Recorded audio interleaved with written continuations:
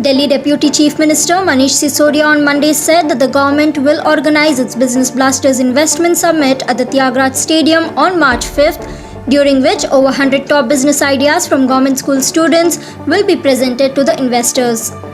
He said about 500 to 700 students behind these ideas will be given direct admission to BBA programs in the state universities and colleges such as Delhi Technological University, Gobind Singh Indraprastha University and Netaji Subhas University of Technology, among others.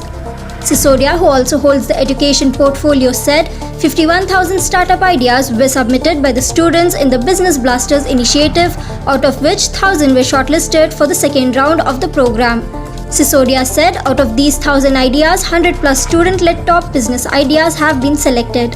We will organize a Business Blasters Investment Summit on March 5th at Thyagaraj Stadium.